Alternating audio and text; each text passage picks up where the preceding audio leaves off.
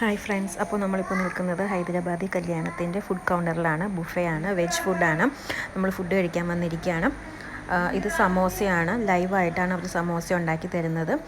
ഒരുപാട് ഡിഷസ് ഉണ്ടായിരുന്നു. എല്ലാം വെജായിരുന്നു, പക്ഷേ ഒരുപാട് ഡിഷസ് ഉണ്ടായിരുന്നു. വലിയൊരു ഹോളായിരുന്നു. അതിലിങ്ങനെ ബുഫേ ആയിട്ട് എല്ലാ കോർണറിലും അവർ നിൽപ്പുണ്ടായിരുന്നു. നമുക്ക് ഇഷ്ടമുള്ള ഐറ്റംസ് നമുക്ക് നടന്ന് മേടിക്കാം. ഇത് പനീറാണ്. സമോസയും പനീർ ടിക്കയും ഒന്നും ഞാൻ മേടിച്ചില്ല. പനീർ ടിക്കയുടെ അവിടെ നല്ല തിരക്കുണ്ടായിരുന്നു, അതുകൊണ്ടാണ് അത് മേടിക്കാതിരുന്നത്. പൊതുവെ പനീർ എനിക്കിഷ്ടമാണെങ്കിലും പിന്നെ ബുഫേക്ക് പോകുമ്പോൾ പൊതുവേ ഞാൻ കഴിക്കുമെന്ന് ഉറപ്പുള്ള ഐറ്റംസ് മാത്രമേ എടുക്കാറുള്ളൂ. ഒരുപാട് ഐറ്റംസ് എടുത്ത് ഫുഡ് വേസ്റ്റ് ചെയ്യുന്നതിനോട് എനിക്ക് യോജിപ്പില്ല. അതുകൊണ്ട് ഞാൻ വളരെ ലിമിറ്റഡ് ഫുഡ് മാത്രമേ എടുക്കാറുള്ളൂ. ഇത് ഷെഷ്വാൻ നൂഡിൽസാണ്. അതിന് മുന്നേ ബ്രെഡിൻ്റെ എന്തോ ഐറ്റം ഉണ്ടായിരുന്നു.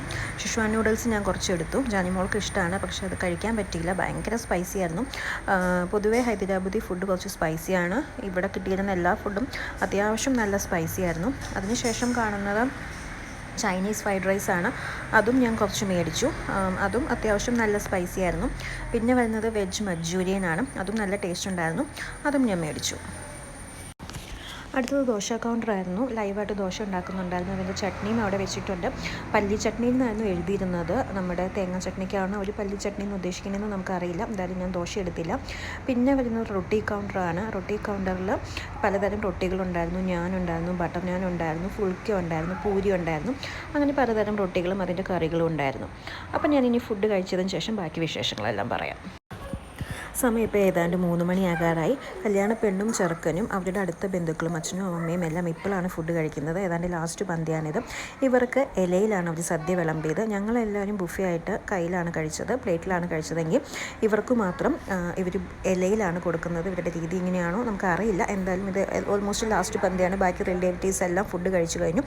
3 മണിയോട് അടുപ്പിച്ചാണ് ഇവരെല്ലാവരും ഫുഡ് കഴിക്കുന്നത്. സമയം ഇപ്പോൾ 3:30 ആയിട്ടുണ്ട്. അവർ ഫുഡ് കഴിക്കുകയാണ്. നമ്മളിവിടെ എല്ലാവരും വെയിറ്റ് ചെയ്യാണ് അവർ വരാൻ വേണ്ടിയിട്ട്. പെണ്ണും ചെറുക്കനും ആദ്യം പെൺകുട്ടിയുടെ വീട്ടിലോട്ടാണ് പോകുന്നത്. അവിടെയും അവർക്ക് എന്തൊക്കെയോ ചെറിയ ചടങ്ങുകളും കാര്യങ്ങളുമുണ്ട്. അതിനുശേഷം അവർ തന്നെ പെൺകുട്ടിയെയും പയ്യനെയും നമ്മൾ താമസിക്കുന്ന ഹോട്ടലിലോട്ട് ഡ്രോപ്പ് ചെയ്യും എന്നാണ് പറഞ്ഞത്. അവരുടെ വീട്ടിൽ നിന്ന് ആളുകൾ വന്ന് അവരെ അവിടെ കൂട്ടിക്കൊണ്ട് വിടുന്ന ഒരു ചടങ്ങ് പോലെയുണ്ട്. അപ്പോൾ ആദ്യം വീട്ടിൽ ചെന്ന ചടങ്ങുകളെല്ലാം കഴിഞ്ഞ് അവർ തന്നെ പെൺകുട്ടിയെ നമ്മുടെ അടുത്തേക്ക് എത്തിക്കും. അത് അവർ വരുന്നുണ്ട്. എല്ലാവരും വെയിറ്റ് ചെയ്യാണ്. ഇനി നമ്മൾ പുറപ്പെടും. പെൺകുട്ടിയുടെ അടുത്ത റിലേറ്റീവ്സും സ്വന്തക്കാരും ബന്ധുക്കാരും എല്ലാവരും കൂടെ ഒരു ഗ്രൂപ്പ് ഫോട്ടോ എടുക്കുകയാണ്. ഞങ്ങളിപ്പോൾ ഇവിടെ നിന്ന് ഇറങ്ങുകയാണ്. പെൺകുട്ടിയുടെ വീട്ടിലേക്ക് പയ്യനും പെൺകുട്ടിയും പയ്യൻ്റെ അച്ഛനും അമ്മയും മാത്രമേ പോകുന്നുള്ളൂ. ഞങ്ങൾ റിലേറ്റീവ്സ് എല്ലാം തിരിച്ച് ഹോട്ടലിലോട്ട് പോവുകയാണ്. അപ്പോൾ നമുക്ക് അവിടെ വെച്ച് കാണാം. ബൈ.